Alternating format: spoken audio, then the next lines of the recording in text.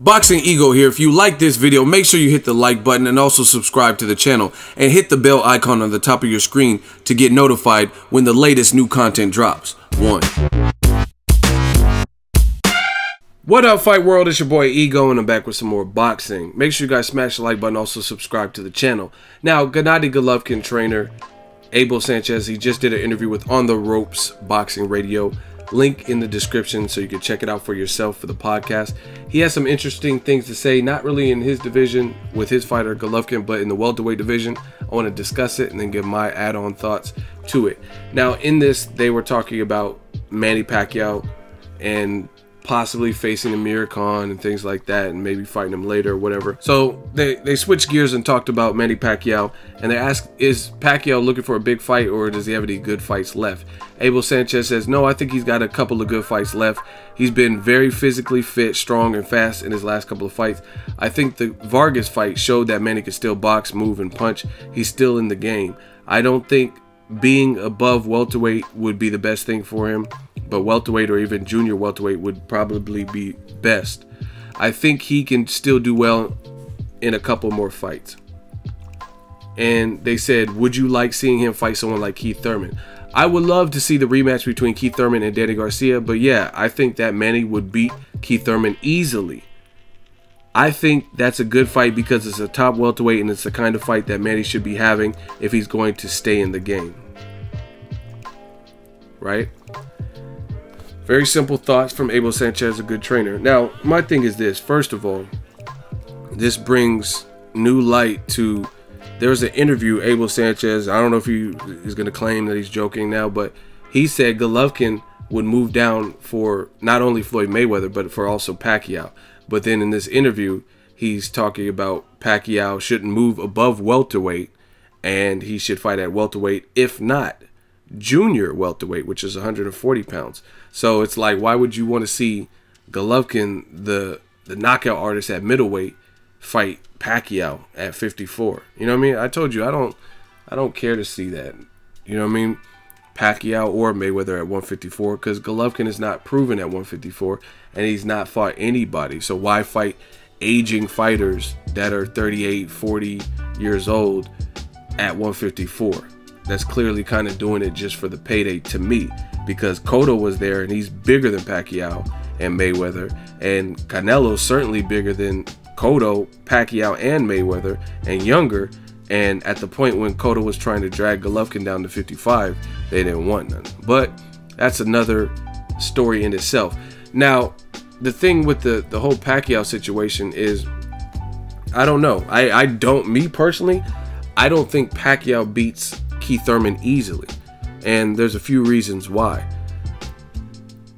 Because Keith Thurman, he could box and move, which is given, like people say Keith Thurman ran versus Danny Garcia.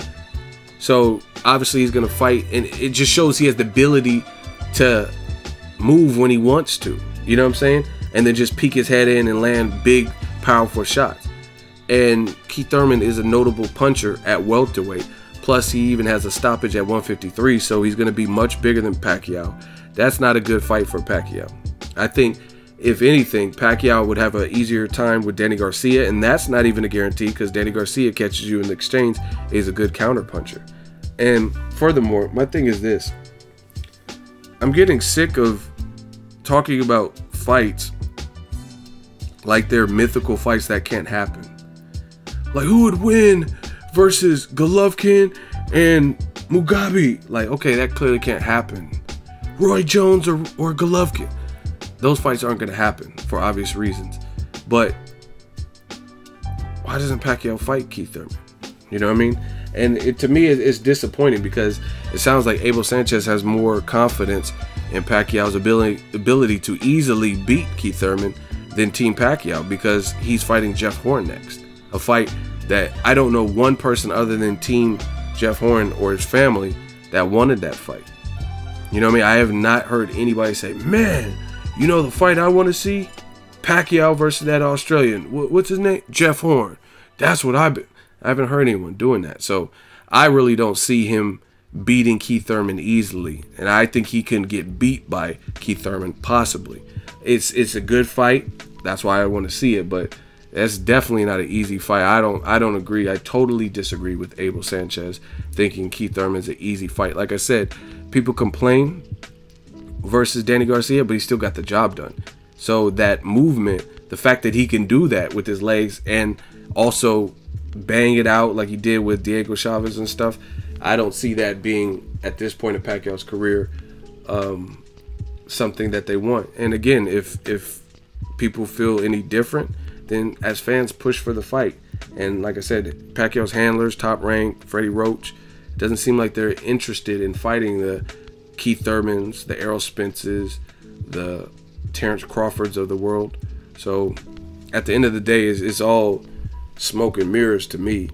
Pacquiao, it is very disappointing that we're even talking about Pacquiao fighting people in his division. I could understand if it was like the Charlo at 54. He doesn't have to do that because Charlo doesn't have the biggest name, and 54 is out of probably his comfort zone. He struggled a little bit more than people think with Margarito at 52. So 54 is probably too much. That's an 8th division. I get that.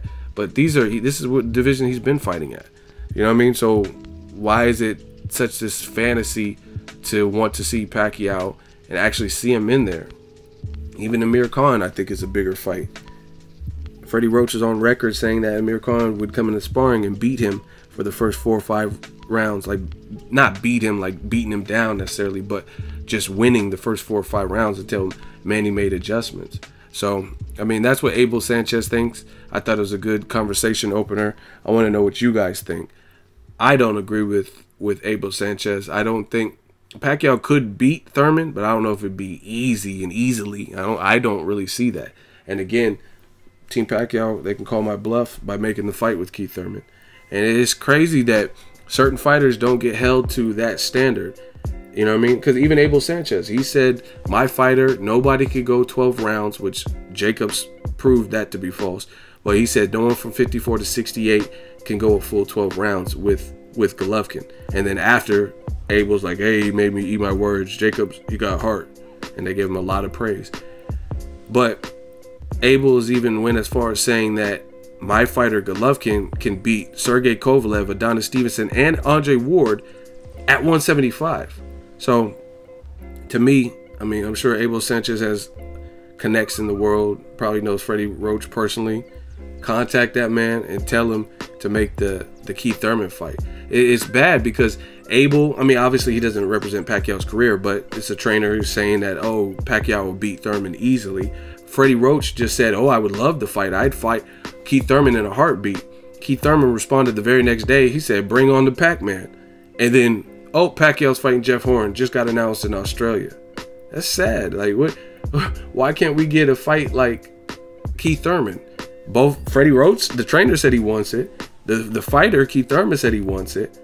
And we can't get it. We can't even get a Broner versus Pacquiao fight. Amir Khan.